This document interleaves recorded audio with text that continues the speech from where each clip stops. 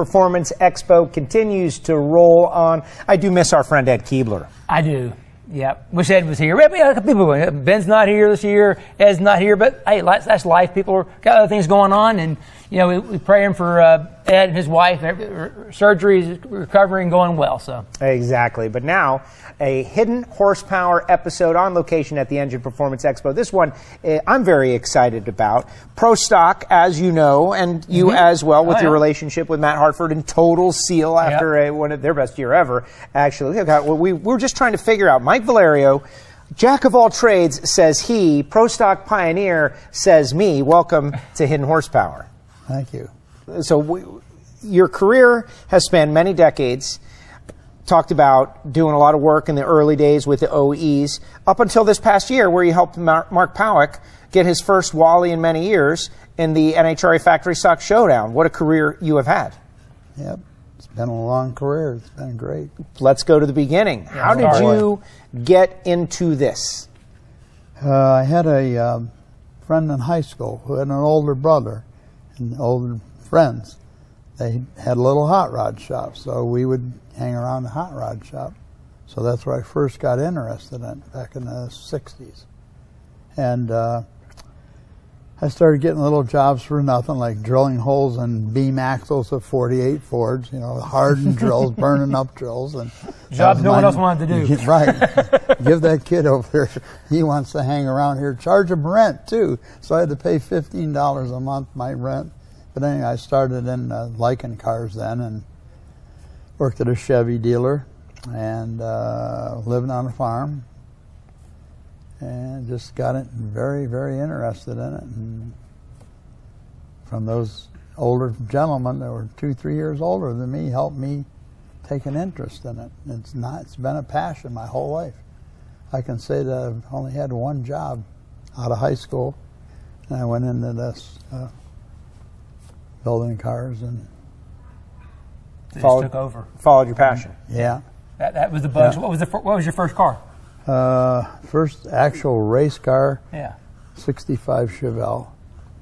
That was the first car. And second car was a 67 Camaro. I worked at a Chevy dealer, bought it brand new. Big block when it came out halfway through the year. High horsepower. 409 or 396 with a 4-speed.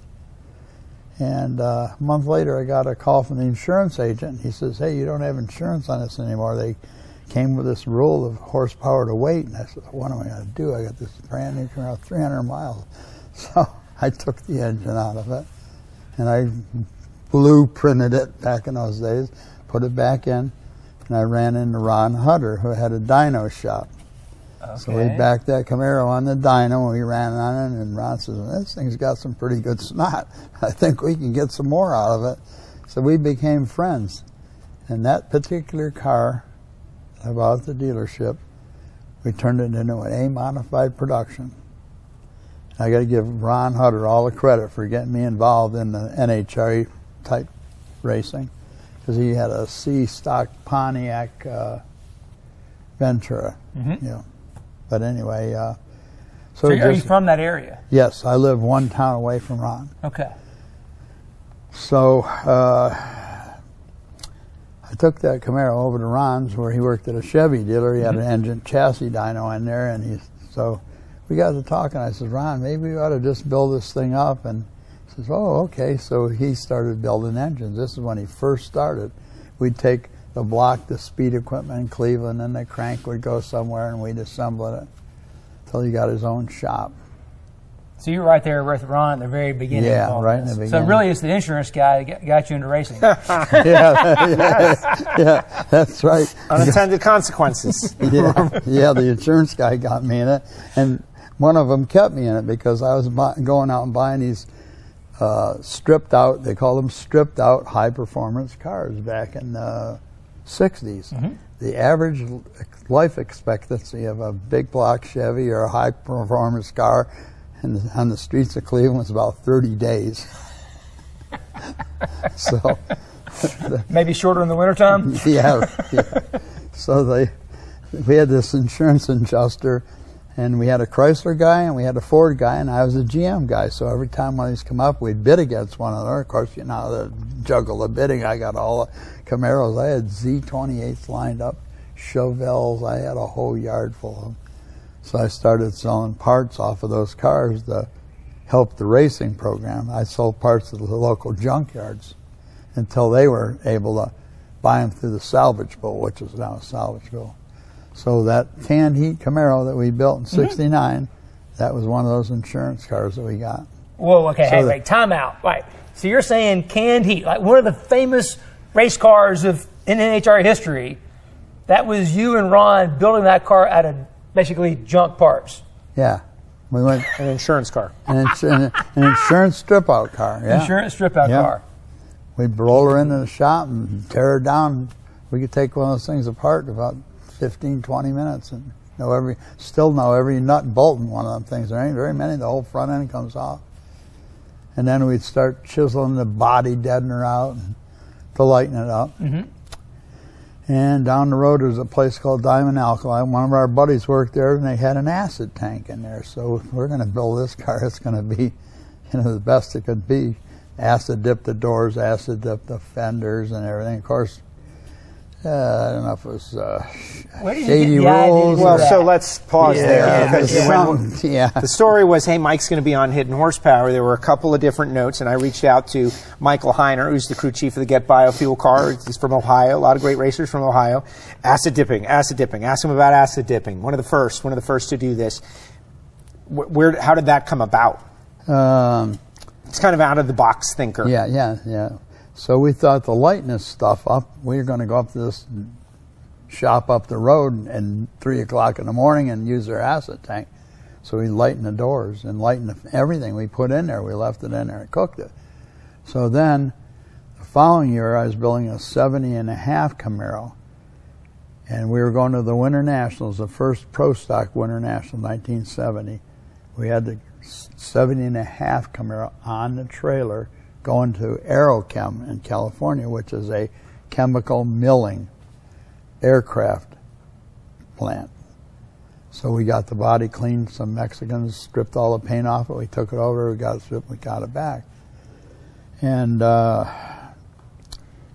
somebody in Akron had this big tank, a big acid tank, but they're having trouble. They're ruining stuff, and they built Hunter Miller's first car, and they had trouble. Anyway, I ended up buying that tank from them, and I put it in there. And started building Vegas, acid dip Vegas. There was an article in Carcraft magazine, and General Motors engineers saw it, and it was right at the time they were trying to take weight off of automobiles for better gas mileage. So they says, maybe we can use this guy. So they called me up and said, hey, we want you to acid dip some Camaros for us. I said, oh, okay. GM, yeah. okay. Yeah. So I started doing those bodies for them. They called it an A-pillar crush test. It had to meet it was way overboard, so they could go farther with it. So they were going to buy this real thin Campbell's soup tin and build one of these cars, and it was running millions of dollars. So they called me up, and they saw this article. I built a Camaro that weighed 1,800 pounds. So that's what started it. They started bringing them in, and then they produced them. And the last one I did, we acid dipped or chemical milled every panel in that whole car. They sent it to Cincinnati and had it built. They built the whole car and then crush tested it. So that's how I got into that. But I think the real stories you're looking for is the time I fell in the acid tank. Oh, no. Yeah. Uh-oh. Yeah. Obviously you survived. Do you have superpowers? Yeah, I have survived. Like in all the movies, if you fall in the acid tank, you come out You're with done. superpowers. Or you're diabolical. Yeah, right. I was yellow. See? There you go. Yeah. So I just recently started doing some work for Chrysler. I had to build a bigger rack to all those big cars and everything. I had an electric motor, an electric lift on a chain, and it was, I was like in my 20s. I wasn't rocket science to worry about that electric motor up above that acid. So I had Ronnie Sox's car in there. It was about the third car I did for Chrysler. had Ronnie Sox's car in there. I go over to the trolley to pull it up, and I go. I look up, and it's not moving, and it's sparking. So I had one of my helpers. I says, run down to the shop and get that come-along up here so I can get that thing out of here. They only have to stay in there 20 minutes or so. They're done. So he brings it back, and I go up on the rack, and I hook it onto the rack, and I start standing out on this carrier, and I'm jacking this thing, jacking it up, and it's gotten up, and I'm looking for places to put my feet, and it's coming out, I'm looking down, and oh gosh, there's a big hole. Well, there's another one. And I slipped, and I fell in the tank off of that. But I got out, and I got right out, and my buddies ordered bringing this thing out, and I went over and I had all safety stuff, you wear a suit, but the acid goes through it, goes underneath it. Sprayed myself off. I was okay. Went down to the office, and I called Larry Henry at Chrysler. And I said, Larry, got some bad news. I says, I just lost a duster, and I think it's Sox's. He says, well, what's it look like? I said, did you ever see a turkey after Christmas? It looks like a Christmas turkey. It was just the A-pillars and just some of the inner structures. So they says, well, you better get up here to Hamtramck. We'll have you another one ready in a couple of days. But, it was a lot of fun. Amazing. Yeah. I'm envisioning Wile E. Coyote after, like a bomb's gone off or something. Yeah, yeah.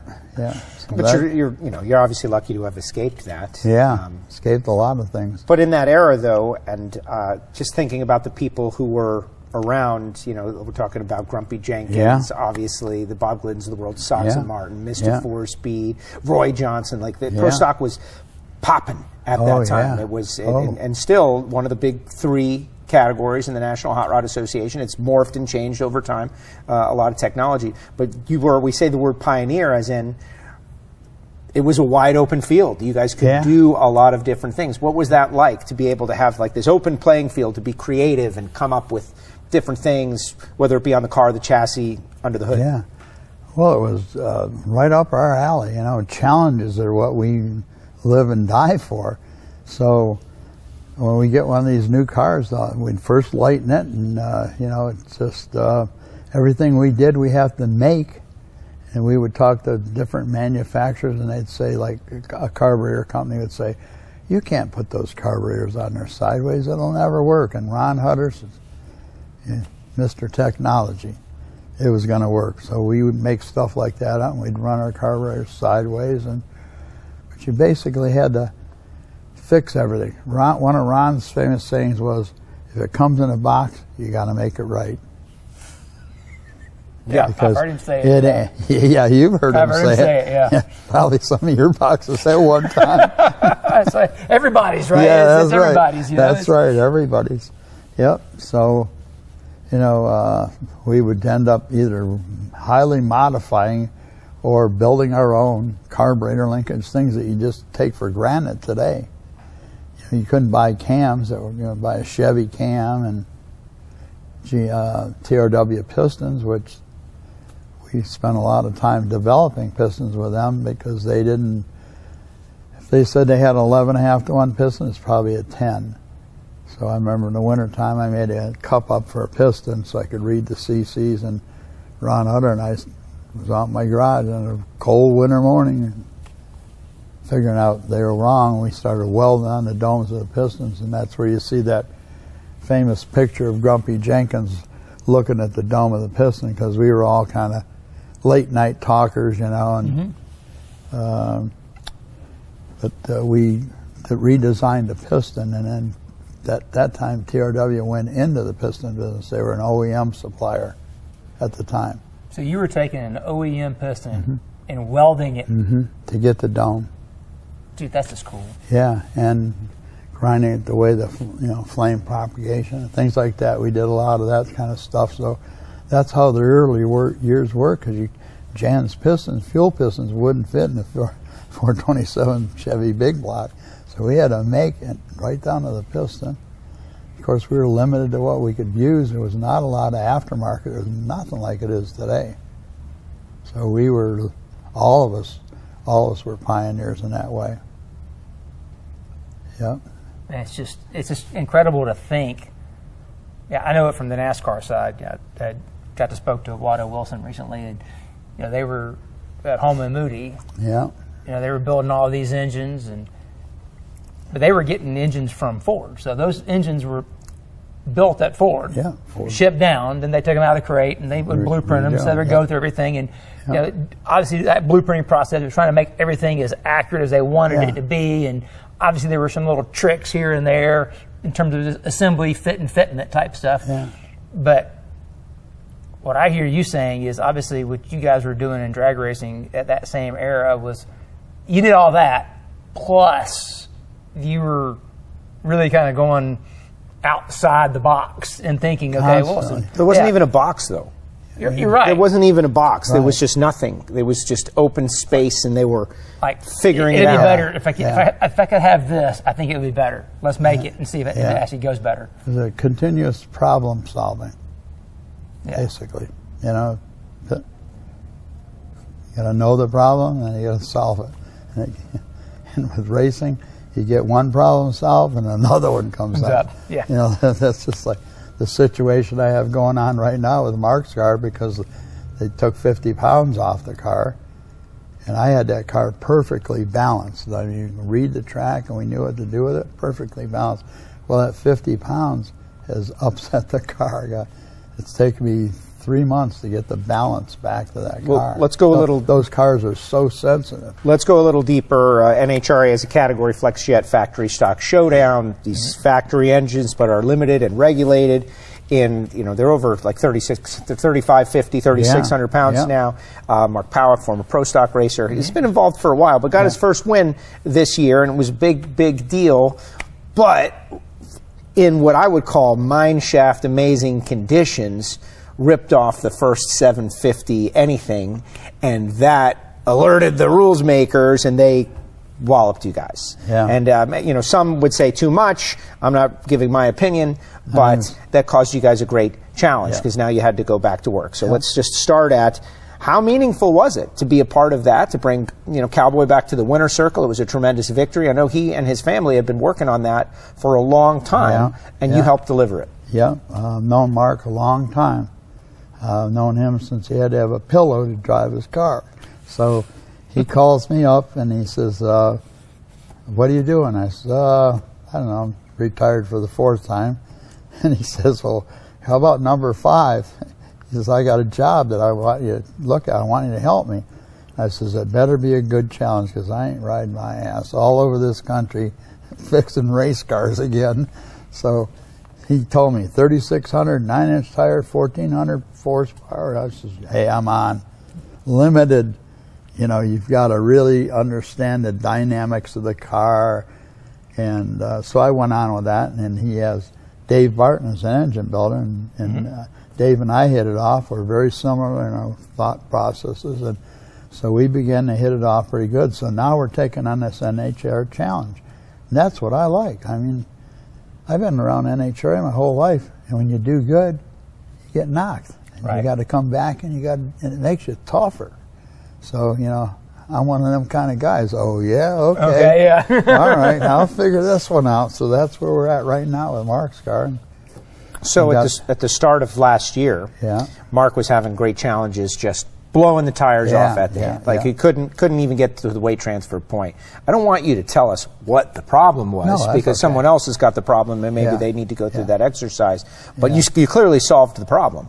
Yeah, between Dave and I, we solved the problem. But those cars are so sensitive. And is that just because the tire is so small? The tire's so small, and they have to stay stuck, a dead hook, and they have to roll without blowing off. So they have to leave the starting line with no power. Well, any race car has the biggest advantage in the first 60 feet. I don't care we all know that. Yeah. So those cars were very, very slow. And if you have a bad 60, you're going to have a bad 360. But those cars are so powerful, they got a back end on them like crazy. So to get it to use the horsepower, I did a physics formula, and I figured out how fast that car should run, that weight, zero coefficient of friction because there basically isn't any tire spin like I'm used to in Pro Mod cars. But anyway, I came up with a number. We haven't hit it yet, but we've been very close. We went one time where I thought, well, we're getting closer, but I threw it out because it was only one time. We have had the car running consistently below the 120, which has been a project for those Chrysler cars for a long time because they're a long wheelbase. And it takes a difficult car like that. It takes a couple of races and maybe a half a season to figure out the personality of the car. Every car's got a different personality. Me being a car builder, building pro stock cars, if you have one welder doing this and another guy doing that, you know, we finally figured out all the sequences, hundreds of welds to make that car torque the way we want it. Okay. It took 5 years, but anyway. So I learned at a very early age of dealing with these high horsepower cars, they all have a different personality. They all twist in a different way, and somebody's modified it, and it changed this and it changed that, and we got a degree different over here, and so it's an ongoing process. Yeah, the chassis is a spring. Yeah, the chassis is a spring, and shock technology they have today is amazing. And sometimes simple shocks work. It's just it's like what combination works. But like you said, you knew that with that tire you couldn't accelerate it more than this, so you had to try to get as close to that without going over that. So you're not giving it up. It's like bracket racing. Yeah, they're that touchy though. They're that touchy. It's super sensitive. Yeah, half a degree at a time and blow the tire off it. Which is great, though, for entertainment value, because we have these cars that, you know, they're 3,600 pounds and they're both blowing off the tires, and now the driver's got to figure out how to get to the end first in the end because it's a drag race. And it's very exciting, and people love the class. We got Factory X coming as well. Does that interest you? Oh, yeah. I'd love to get into that, and I'm doing some serious talking, trying to. But they're very expensive. Come on, Powick, spend the money. Yeah, I think we. You got heavy hitters in that class. Yeah, well, that is not for and more coming. It's very serious. You know, I've been through that deal with ADRL. I had a Pro Mod, ran on 10.5 tires. I've got a lot of experience at running 10.5 tires, so it's about the same horsepower of these cars. And those guys are struggling. I can't figure it out, but I know it's there. I would like to build one of those cars because I think we'd have an awful fast hot rod. It's just pulling it all together and running the car this year, and I'd like to have one right now to start working on, you know, kind of build our own car. It's been interesting to see how it's being received with all the rules of the engine, crankshaft centerline, engine's very far forward, it's in a stock location. It's interesting. There's no nothing to copy off of to really take a base setup from, is what everyone is telling me. My only thought on that is they'd have a lot more of these cars coming out if they were to allow a fluid-driven transmission instead of the clutch. Yeah. You could put a Liberty behind a tie drive, a fluid drive. I think they're both about equal. Maybe the little disadvantage of the fluid drive, but they're making a lot of improvements on those. But just to avoid resurfacing the clutch and all the associated that's another work. They want to keep the cost of it down. Now you got to have a clutch guy. Right, you drive the cost up, Yeah. Everyone's excited for the Liberty, though. It's going to be it's going to be a lot of fun. Yeah, you can have that Liberty with a fluid drive. Interesting. Yeah. So if NHRA would allow that, I think that class would everybody be building cars. You know, Haas would have 6 more than he has now. And oh my gosh, I don't know if he wants that. No, I know he does. None of them want them. That's another thing. They're overwhelmed. But a good problem to have, and who knows what will happen down the road. So isn't it interesting that we just talked 2 stories. One, the very beginning pioneering moments of Pro Stock, and then the most absolute current category of NHRA drag racing, which is Factory Showdown and Factory X. And this guy is involved in both. It's incredible. And you mentioned something, just as a kind of casual statement, that you and David Barton kind of hit it off and thought the same way. Yeah. I think that's really, really important moment because from the chassis side, the engine side, they're not two separate theses. They have to. No. I got to know when he's bringing the power in. I got to know, and he's got to know what I got on my mind. I'm putting more weight here. Well, why? And we get along great, and that's part of a championship team is to have everybody do their job and give everybody a break. It has to. That's what we're trying to do this year. And for those of you who are enjoying the Hidden Horsepower podcast feed, you can check out the David and Ray Barton episode in the feed, which we had them both on. Now I understand. And there's a Ron Hutter one too. Yes, I think David is stepping back from the driver's seat this year, is what he told me, and he's going to help with the customers and the clients. So you said the word championship. That's exciting. Yeah, that's the plan. Yeah, it's going to be an uphill battle, but we're tough. I might be old when I'm tough. He survived falling in an acid bath. There's your second T-shirt quote there, Lake. I might be old, but I'm tough. Yeah. No, I can feel that, man. Can we go back to some of the characters of the early days? And I don't know that you have a story ready to just pop up on us, but that's kind of part of Hidden Horsepower in that you were in the middle of this golden era. Like, Grumpy Jenkins rolls out the first chassis car. Yeah. What about that? Like when that, like, oh man, this thing is all chassis, all pipe. There's no factory, nothing in this thing. And a lot of people think that in that moment, NHRA should have sent them to the house, and that might have changed the direction of Pro Stock. What is your take on that moment? Well, I was there when that happened. Well, they allowed it. No matter what, NHRA can do whatever it thinks is going to help. So they allowed it, and Ron Hutter went along with building his own style of that car. And by that time, he had his business going pretty good, and I had gone and formed competition engineering. But before that, I built some cars. And that was the deal. He lent me his blueprints to build my car, and I built my car, and of course, Friday come, I need money, somebody wanted to buy that car, it was gone. So I think I built 5 or 6 before I got my own. But so competition engineering, that's the same company that Moroso had later that people are probably familiar with seeing that logo, that name. The decals that's everywhere. You. Yeah. You got your decals out everywhere, by the way. That was like marketing 101. Yeah. The logo was everywhere. Yeah, I did the same thing with MVM carbon wheelie bars. They got them on some of the, well, I used to start at the bottom working with somebody, and I'd finally get to the Grumpy Jenkins deal, But anyway, this time the carbon wheelie bar deal was after Don Ness had started making them. They had a little failure with them. And I always wanted to do it. Even before he did it, I wanted to do it. And I've been working on it a little bit at a time. What was the thought? Why carbon versus something else? The material is very rigid. And you can make it flexible, but it's very rigid. Being a car builder and a car parts builder, you could see the old wheelie bars flexing. Mm-hmm. And even chromoly, where they would flex, so they always had to stagger the right side down to keep the car in balance. Mm-hmm. Carbon, you don't have to do that 1/16 of an inch. And I changed the design of how they're mounted to the car.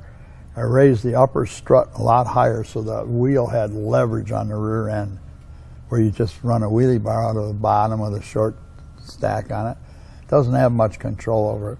When you put it up over that pinion and you're pushing on it, so that was one of the things it did. The other things that it did was cut down on a lot of tire shake. In fact, at Gainesville one year, they had Kevin Rivenbach's car. They were doing a close-up on the tire shake, and it had a carbon bar that was bending. But the wheel and the wheel housing are so much lighter, it's like a pendulum out there. Mm-hmm. And in all my slow-mo movies, I could see the rear end jumping, and then the wheel would answer it. And the wheel would shake, and the tire would answer it to shake back and forth. With the chromoly? Yeah, with chromoly, because they're heavy. Yeah. So with the carbon being lighter, it wasn't as much of a pendulum. So one of the first cars I used was Stevie Jackson. Stevie Jackson, he was drive-through tire shake king. So he started putting those on there. He says, man, those things are amazing. He says, I can feel them shaking, but I can drive right through it. So those steel bars, I'd have had to give up and lost the race. Wow. So there was a lot of different things. And then people use them now for wheel speed. They'll ride them, you know. They'll make the tire spin off them. They're that controllable. You can lift them up a couple hundred thousandths, gain 400 RPM. Just by lifting the rear tires off just to get that initial wheel speed up. Yeah, the guys that really know how to use them, they won't chalk their tires because they don't want you to see how far out they ride them. How cool is that, Joe? Amazing. No, it is. Because you're there every weekend. This is the world you live in. It's got a lot of things to see. And it's annoying that there's just so much amazing stuff going on, and you can only absorb as much as you can absorb. Yeah. And I try to absorb as much as I can, but every run that goes down that racetrack, there's something exciting and interesting going on. All right, before we wrap up, you know, we have a question we normally ask during Hidden Horsepower, which is, we're all trying to motivate this next generation of racers, crew chiefs, chassis engineers, engine builders, machinists, and otherwise.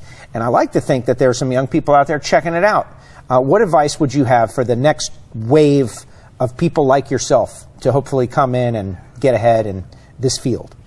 Well, I think they have to have some mechanical abilities. They seem to be the ones that want to get into it.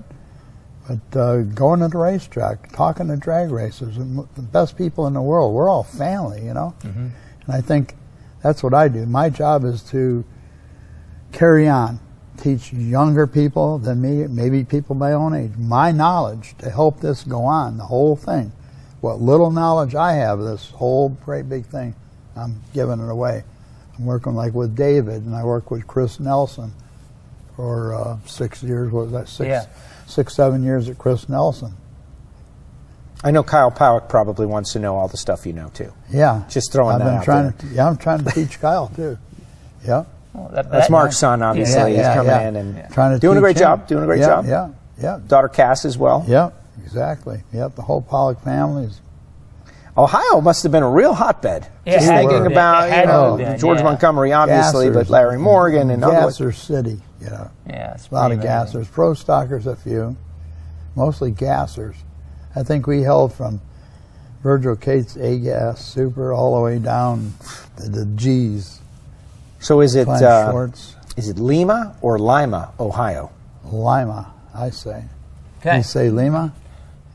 We don't know. Well, we just say potato. Right. So you're asking all the Ohio people. I'm just asking. Oh, Lima. We're getting a poll. Lima. That's important, right? Yeah. Okay. Lima. Look at that. See, we get the answers here at the Engine Performance Expo on a special edition of Hidden Horsepower. Mike, thank you very much for joining us. So exciting, obviously, that you continue to enjoy this sport and be challenged by it. And thank you for sharing your story.